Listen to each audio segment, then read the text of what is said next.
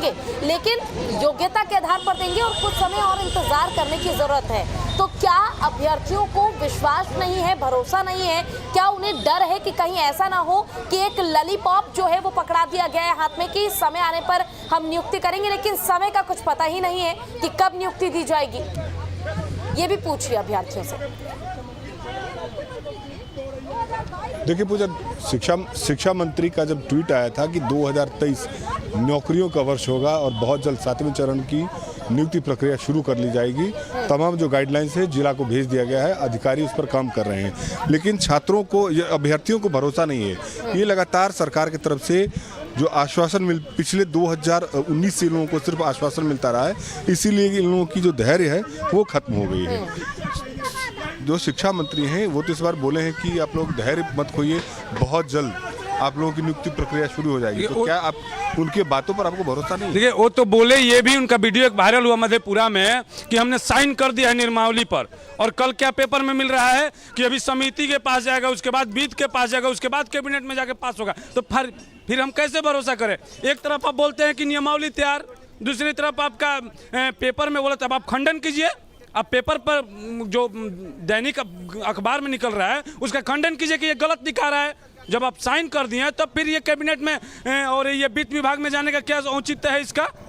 आप बरगला रहे हैं सीधा। पूजा, दूर दूर के अभ्यर्थी आए हुए हैं, एक ही अररिया से आए हैं। ये सर पेपर में रोज बहाली होता है, ज्वाइनिंग होता है, रिटायरमेंट में लगता है पेपर में हो जाएगा, धरातल पे नहीं हो रहा है।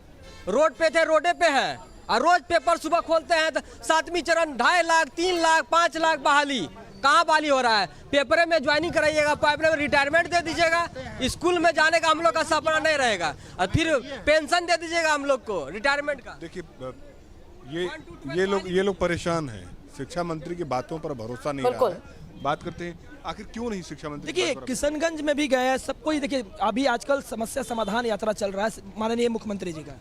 आप इस चीज के बारे में देखे होंगे कि बिहार के तमाम जिला में, 38 जिला में बच्चा जाता है और अपने बच्चा बोलता है कि हमको मेरा समस्या का समाधान दीजिए, पोस्टर माध्यम दिखाता है, लेकिन वहाँ के कानून प्रशासन मिलने नहीं देते हैं। क्यों? क्योंकि यह बहुत बड़ी विडंबना है बिहार की कि अपनी असफलताओं को दिखाने का काम नहीं किया जाता है, लोगों को, लड़कों को रोक लिया जाता है। आप बात करते हैं समस्या का समाधान यात्रा का, बिहार के अंदर जो भी आप देखते हैं कि बीपीएससी का पेपर लीक हो जाता है, आप देखते हैं कि बिहार एसएससी का पेपर लीक हो जाता है, आप देखते हैं बिहार में कोई भी समस्या होती है, आप गांधी मैदान में देखे होंगे कि लाठी डंडा की चार्ज किया गया होगा, आप देखे होंगे कभी भी समस्या का समाधान यही होता है कि लाठी चार्ज युवा पे की जाती है। और जब भी बात होता है रोजगार का, लालू यादव का एक डिफिनीशन आप सुने होंगे कि आप खुद उठाकर चैनल के माध्यम से देख लीजिए कि पलटू राम है, ये पलटू राम है। भरोसा नहीं है। कुछ और अभ्यर्थी हम बात करते हैं, क्या कहना है? सर एक ही बात है, वो बार बार कह रहे हैं नियमावली बन गया। ये आप बताइए, नियमावली तो आपका चीज है ना सर, हमें तो विज्ञप्ति चाहिए ना। हम विज्ञप्ति के लिए 4 साल से बैठे हुए हैं, आप नियमावली के आड़ में चुनाव ले जाना चाह रहे हैं। ये बेटर क्यों नहीं बता रहे हैं जनता को? क्योंकि जानते हैं कि जनता अगर उनके बच्चों को पढ़ाएंगे तो हमको वोट नहीं मिलेगा, क्योंकि यहाँ पे जातिवाद फैलाना है। वहाँ पढ़ाने का मैटर कहाँ है सर? आप नियमावली के नाम पर बहाली को लेट कर रहे हैं और कोई मैटर नहीं है। नियमावली 2 दिन में हो जाता है। आपको अगर नगर निगम का चुनाव कराना था तो तुरंत नियमावली भेज दिया था, हाईकोर्ट का ऑर्डर का पालन करवाए थे। लेकिन शिक्षक का नियमावली क्यों इतना हो रहा है? आपका 6 महीना हुआ और 3.5 साल वो सरकार खींचा, ये किस बात की बात?